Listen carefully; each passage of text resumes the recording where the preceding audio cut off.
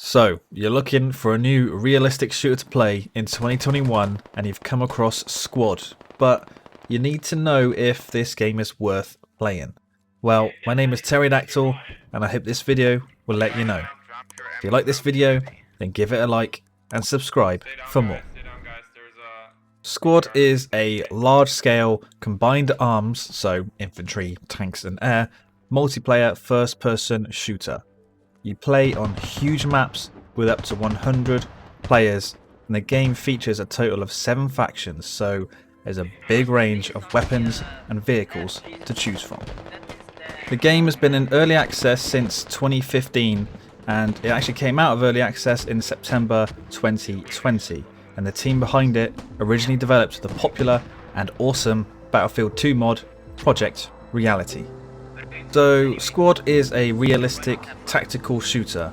It has a total of 7 game modes to choose from.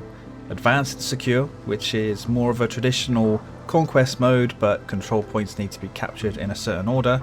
Skirmish, which is a small scale version of Advanced and Secure. There's Random Advanced and Secure, which is the same as Advanced and Secure, but the control points are random. Invasion, which is an attack versus defense version of ANS.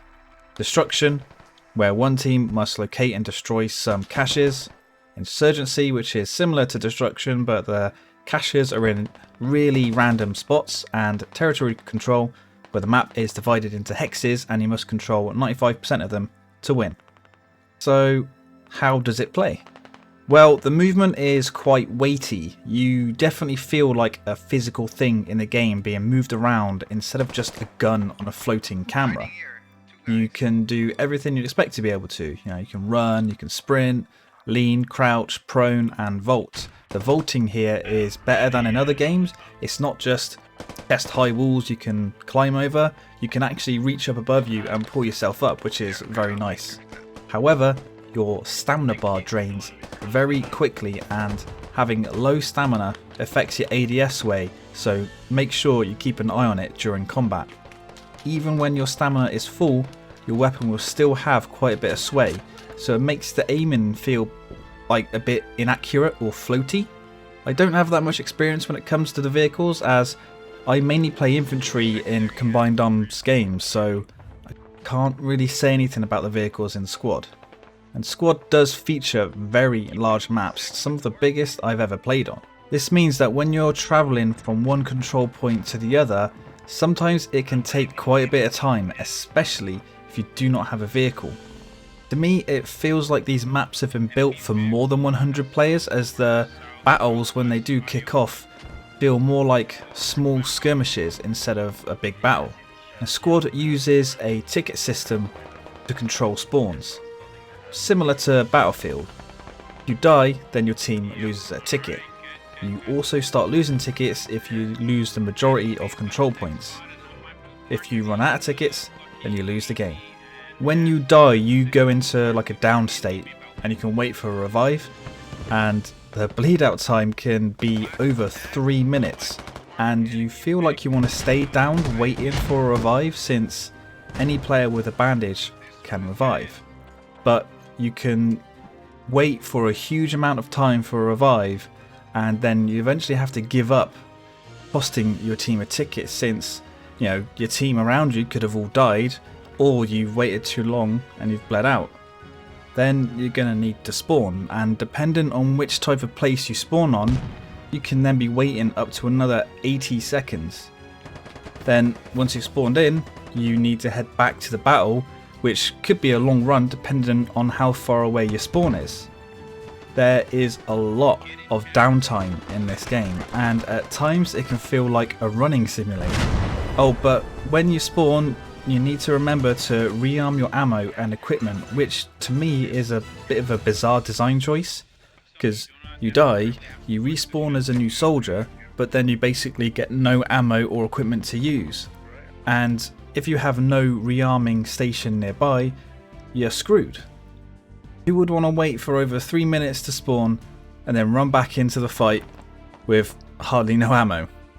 After going through a lot of footage that I have recorded for Squad, most of it is either waiting or just moving around. There's not enough combat in this game. The game does feature a logistics system, where to build spawn points you need supplies. So you need to get a truck from your main base, load it up with supplies, drive the truck forward and use these to build a base.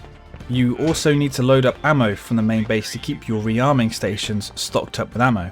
And since these stations will run out of ammo, there needs to be people keeping an eye on these and being ready to do resupply runs. Graphically, it's a bit difficult to talk about. The footage you are seeing was recorded at 1440p on max settings. It can look good sometimes, but it mainly just looks average. Since it's going for like a realistic art style and not like a stylistic realistic style like Battlefield 5, it hits what it's aiming for completely. But due to this, it can just look a bit average or bland. Nothing really stands out as looking amazing or even something that stands out at all. Don't expect a great looking game with fancy effects. The frame rate can also be a bit inconsistent, but for me this was only really tied to like specific maps. Some maps can perform really well, but others can see huge frame drops. On my system, I was getting anywhere between 60 to 140 FPS, but this was at complete max settings, and I'm on a Ryzen 3700X paired with an RTX 3080. The sound is actually pretty good. The guns do have a more machined sound instead of a heavy, bassy Hollywood sound, and when the combat does kick off, especially when artillery and mortars are coming in, it does sound pretty damn good, and it's really immersive. The vehicles all sound great, and they nail the sound of the A10 Warthog when it comes in to lay down some fire. There are no microtransactions in this game, and I cannot find any information about the devs planning to add any, so good news there. And there is a couple of pieces of DLC as soundtrack priced at £4.99 or your local equivalent, and a free DLC for the Canadian Armed Forces, but I'm not sure why they just didn't include that as a patch instead of free DLC. So in conclusion, should you buy Squad? And in my opinion, no.